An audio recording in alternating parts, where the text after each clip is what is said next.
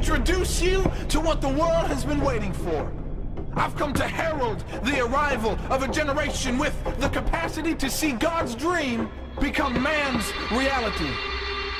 Oh, can you see it? We are the ones who refuse to blend in or fade out. We can't stay hidden in the church, and we won't stay silent in the streets. The time for prophesying a soon-coming generation of world changers has passed. That generation is here if we'll see it, and our time is now if we'll take it. Let me paint you a picture so you know who to look for.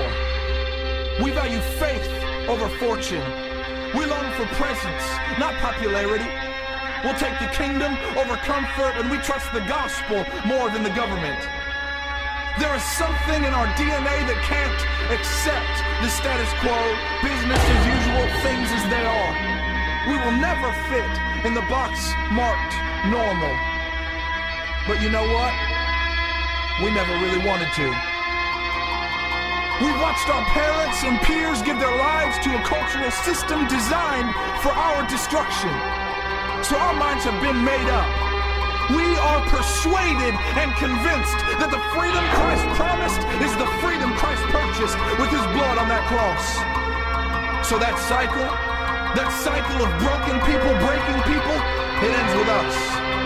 With suicide, depression, sexual dysfunction, and substance addiction beckoning and threatening the destiny inside us that cries to be realized, we say no to moral degeneration.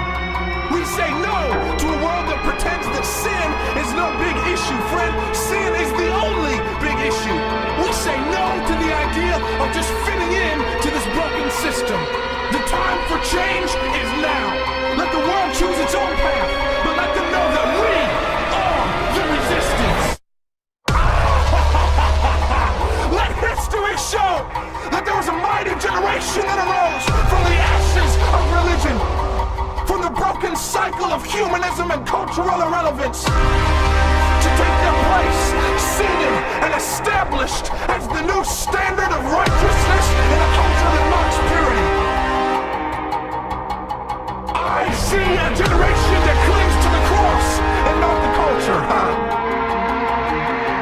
I said, I see a generation that clings to the cross and not the culture. Experiencing the revealing of a counterculture, a revolution of men and women with fire in their eyes and hope in their hearts, a peculiar people who love the hurting and proclaim the kingdom without consideration of the cost they might incur. We are social terrorists, shaking the foundations of the kingdom of darkness with radical consecration, public proclamation, and urgent intercession. And our peace and love are in violent opposition to the status quo. We should not, cannot, will not live another day in complacency. We are the leaders of a remnant, the keepers of the flame, the preservers of the seed, and the protectors of tomorrow. Heaven and earth together cry out for the manifesting of the sons of Yahweh. So we take up our courage, and we take up our cross. We fix our eyes on glory, and we let our lives proclaim his infinite worth. We won't give an inch to the powers of darkness.